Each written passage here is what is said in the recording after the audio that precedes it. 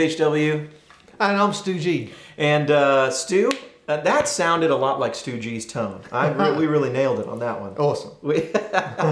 Well, it's mostly in the fingers, but good profiles always help. This is Stu G's Tremolo Park. Yep. And it's available as a free download.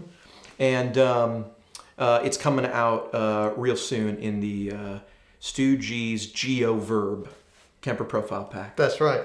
And I thought this was a really cool profile, and I wanted to show people because we've been talking so much with the Kemper tips and tricks videos about how to use the built-in overdrives, how we've been looking at how to make it sound like a King of Tone, how to make it sound like a 1981 DRV, and you dialed in 2 effects here, and it almost makes it like a standalone rig, just this whole whole kind of thing. So I wanted to show the people how you were using these effects and stuff. Of course. So the Tremolo Park is a combination of the 2 amps, as you said. The Kemper-verse for me, I have that set quite a dark sound, and then the Park is obviously bringing in brightness. So this is pretty clean.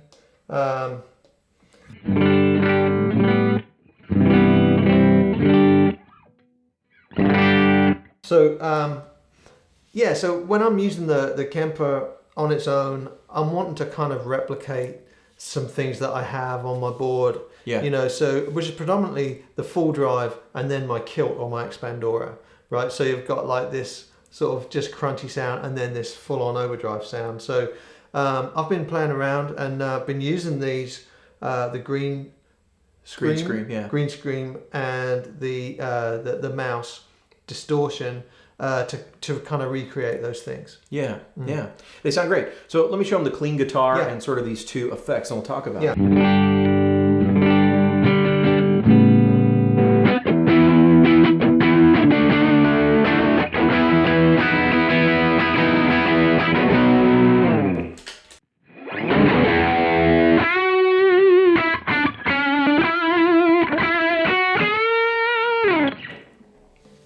Yeah, I get it. Let's look at these.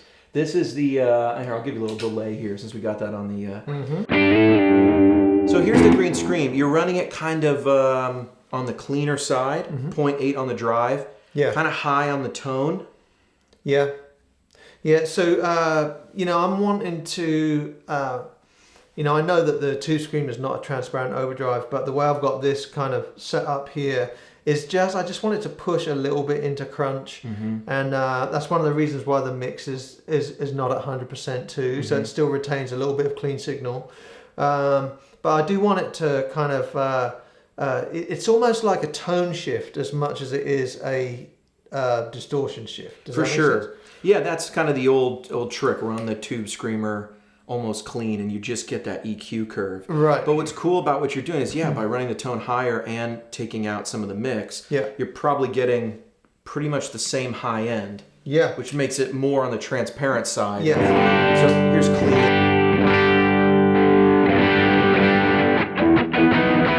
So this would have been like the sound that I used on Deeper back in the day.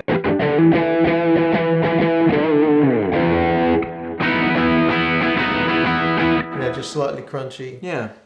In context like that, it's very amp-like. It doesn't immediately sound like a bunch of push mids or something, or it just it sounds like an amp just turned up. Exactly. You know. Yeah. That was the aim. Yeah. Now let's see. How do there we go. The mouse. Yes. Everybody loves a Rat, but it's not known for being the most versatile pedal. Right. Well, again, you know, I've kind of. The driver's not that high on here, but and it's not like really full on the bottom end, you know. But I wanted to kind of try and recreate my kilt or the expandora as much as possible, and I think this has done a really good job.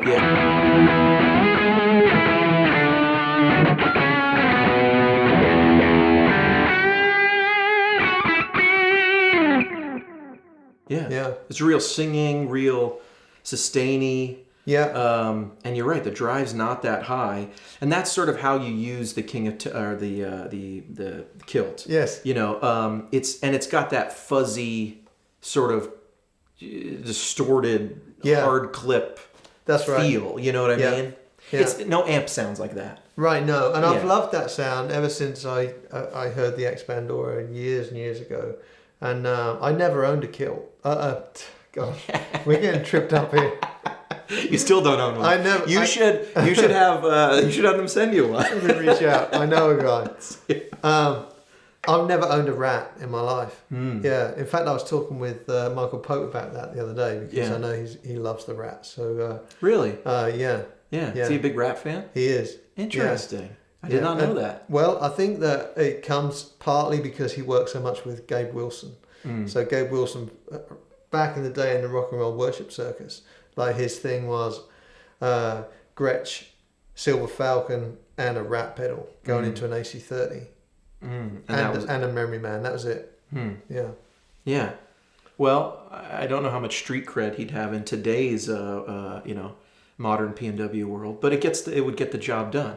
Well, that's right. Yeah. I mean, who wants to follow a trend anyway? Who wants to follow a trend? Speaking of that, it's actually kind of funny. Fuzz, like you and me have talked about this. Yeah. We call Fuzz the least humble of all the pedals. Right. Or maybe you've said that. Yes. It's funny how actually sometimes putting a classic circuit in a new box reintroduces it to people. Yeah. In a way that enables them to not run away. I mean, Fuzz is not immediately the sound you think of for Sunday morning. But how many guys grabbed the Kilt and put it on their board? Yeah. Because it had your name on it and JHS's name on it. And it gave them permission to... I still get people saying, I'm loving this pedal, So I just think that, let's be creative with how we use stuff, because you think about like a Fuzz with a volume pedal, it doesn't have to be a lead solo. It can be like really undergirding something, and adding a little bit of power. Yeah. In a non aggressive way. The 1981 DRV is another pedal like that. It's a Rat with some modifications, some change. I think it sounds better, cleaner, sort of not cleaner in the sense of it's less gain, but it's refined. Okay. It doesn't sound so harsh. I've never tried one. I've heard loads about it. Again, you can borrow mine. It's right over there. Yeah. Oh, there you go. And it's introduced that circuit back into sort of modern praise and worship players. Yeah. Nobody talked about a Rat for Sunday mornings, but now they talk about the 1981. Yeah. Yeah. But it's interesting what you're saying. Be creative with how you use stuff.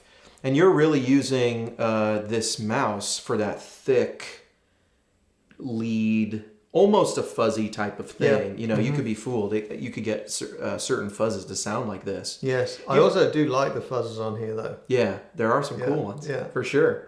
Actually, I've never heard the fuzzes sound better than on the ones you've dialed in. I mean, thank you. Largely they're written off as like, oh, that's not that great. But I think anybody just needs to go back and watch sort of you playing some Delirious tunes with the big muff in and with it's like the God's Romance. Yeah, it's super musical. Like I mean, there's no like two ways about it. It's they're musical sounding effects for sure. You just have to put them in the right context. Yeah. So back in the day, I worked with a producer.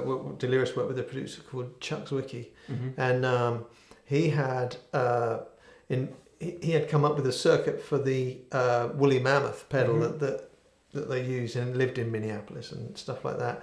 But anyway, so I got into Fuzz because he really introduced me to Billy Corgan and Smashing Pumpkins. Yeah. And it's not just a heavy metal pedal, Yeah, yeah. It does a lot. And we should put a Fuzz in here. I mean, we're talking about it so much. That'll be the next tip and trick video. Do you ever stack them together? I do. Yes, is a short answer. Yeah. For leads or just for more?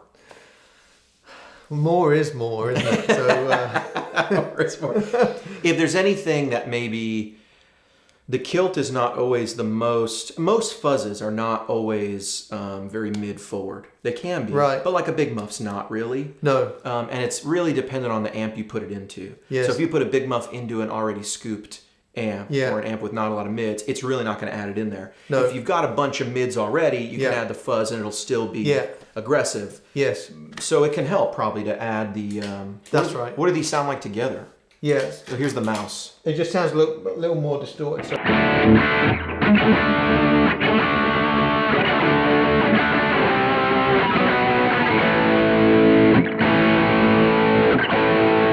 It just adds gain, really. Yeah, and it's almost adding some high end too. The way, the way that the green scream has got. The interesting thing on my board is that if I add the full drive to the kilt, it actually adds that mid range. It kind of makes it, you know. But what I was going to say, you know, when you talk about a big muff and a scooped sound, or a tone bender, for instance, right? Is that sound, single note, double tracked underneath a chorus is massive. I've seen you do that. Yeah. For the one time I've seen you track something. You did that. You did it with the kilt. Yes. You just, you know, you played the chords and then you went back over it and you know, just maybe added did power chords or something. But added like a double track bottom thing. Yeah, and it wasn't a spot where I would have ever thought, you use a fuzz here. You know, or you know, use the kilt here. But well, I think, you know, that you just got to listen to stuff like some Rihanna tracks and stuff like that, you know, because there's no rules in hip hop and dance, right? Other than it's got to be catchy and hooky, but you know, they use like big fuzz distorted chords all the time, and obviously it's someone sampled and playing it on a keyboard, but we can do that with guitars too. Or do you know who plays guitar for her? Is Nuno Betancourt. Oh, really? From Extreme. Yeah. So I'm not. I mean, he would. A lot of those tones would be right in his wheelhouse. What a player. Yeah, what a player. Yeah, he's been playing with her for a long time. I think he still plays with her now. Well, this is great. People can download this. We didn't even talk about this, but we threw a trem on here. We did. It sounds like this.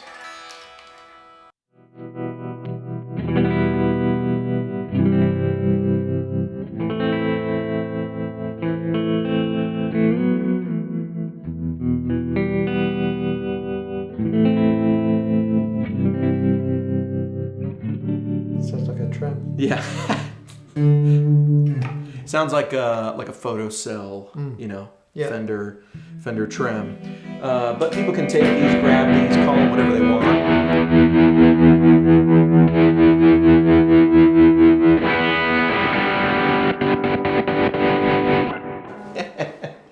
Well, okay, great. Guys, you can download this free rig, and if you like the sound of this rig, there's a whole bunch more Tremolo, GioVerb stuff in the Stu G's GioVerb pack coming out in a couple days. Really excited for it. I love this amp. Yeah, it's a cool amp. You've used it on a bunch of stuff, and it sounds great. Is it the most versatile? It certainly is the most versatile pack we've done in terms of how clean, how dirty. Yeah.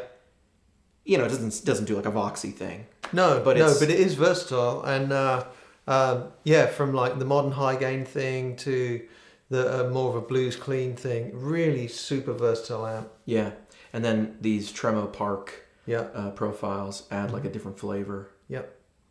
Well, I hope this is useful. Check out Stu's settings. You can download them. You can grab them, throw them in your rigs. Check out the whole point of these things is always for people to look at the settings, how someone else is using them.